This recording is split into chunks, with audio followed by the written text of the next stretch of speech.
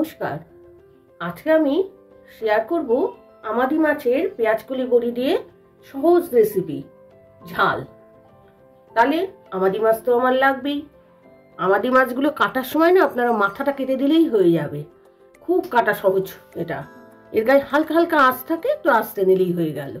তাহলে আমাদি মাছ পেঁয়াজকলি দিয়ে যেহেতু খাবে, পেঁয়াজকলি বড়ি দুটোই লাগবে। তার সাথে আলুগুলো একটু লম্বা লম্বা করে কাটতে হবে, আর একটু টমেটো। এবার বাটনায় কি দেবো, ঝাল যেহেতু, প্রথম 1 চামচ কালো সর্ষে দেব, আর 2 চামচ সাদা সর্ষে দেব। এটাকে আমি একটু নুন দিয়ে আগে ডাস্ট করে নেব। ডাস্ট করার পরে আমি এই একটা লঙ্কা এর সাথে পেস্ট করে নেব জল দিয়ে। তাহলে আমি মশলা পেস্টটা করে মাছ ভাজতে যাব। বড়িটা ভেজে নিচ্ছি বেশি তেলে। এই মাছগুলো না কম তেলেও ভাজা যায়, কম তেলেই ভাজতে হয়। বড়ি আমার ভাজা হয়ে গেছে লাল লাল করে, এবার তুলে নিই। এই তেলেই আমি নুন হলুদ মাখিয়ে নিয়েছি, মাছগুলো আস্তে আস্তে ভেজে তুলে নেব। মাছ ভাজার সময় অল্প অল্প তেলে এইভাবে ভাজতে হয়। কড়াইটা একটু কাঁচ করে নিয়ে তেলটা পাইয়ে দিতে হয়। আমরা নয় জানি, কিন্তু সবাই তো আর পারে না সব কিছু করতে, সেই জন্য দেখালাম এটা কীভাবে ভাজতে হয়। তেলটাকে কাজ করে লাগাতে হয়। দুটি ভালোভাবে ভাজা হয়ে গেছে, দেখেছেন, ভাঙেনি একটাও। একটু ধৈর্য ধরে এই মাছ ভাজতে হয়।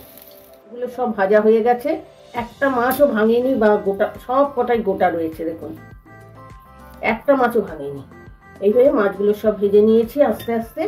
এবার মাছ ভাজার যে তেলটা রয়েছে তাতেই রান্না বসাবো। এইবার প্রথমেই কালো জিরে দিলাম ফোড়নে, তারপরে একটা কাঁচা লঙ্কা একটুখানি ফুটো করে দিলাম, নাহলে তেলে গোটা লঙ্কা দিলে পটপট করে ফাটে। এবার আলুগুলো দিয়ে দিলাম, খুব অল্প তেলেই হবে এটা। আলুগুলো একটু নুন হলুদ দিয়ে ভালো করে নেড়ে নেব। নুন দিলাম আর একটু হলুদ দিলাম। পেঁয়াজ কুলিগুলো দিয়ে দেবো। পেঁয়াজ কুলিগুলো একটু ভাজা ভাজা হবে। পেঁয়াজ কুলি আর আলুটা ভাজা ভাজা করা হয়ে গেছে। এবার আমি এই যে বাটা মশলাটা দিয়ে দেবো, পেস্টটা, দুটো সর্ষে আর লঙ্কা দিয়ে পাঁচফোড়নটা দিয়ে পরিমাণ মতন একটু জল দিয়ে দেবো। আলুটা তো সিদ্ধ হবে। এবার বড়িগুলো দিয়ে দেবো উপর দিয়ে, টমেটোগুলো ছড়িয়ে দেবো। আর এই ঝোলটায় বেশি হলুদ দেবো না, কম হলুদে হবে।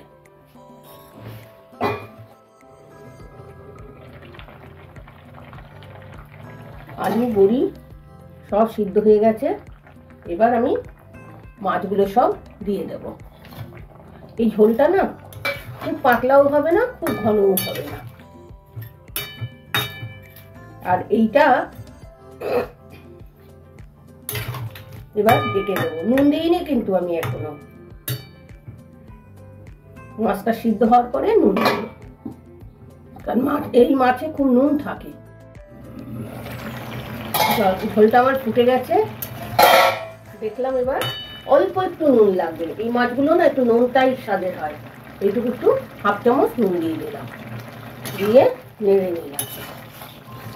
আর এইবার আমি এই দুটো কাঁচা লঙ্কা দিয়ে দেবো চিড়ে। ঝোল আমার রেডি। নামানোর আগে একটু খুন্তির উপর করে সর্ষের তেল ছড়িয়ে ঢেকে দেবো। রান্না কমপ্লিট।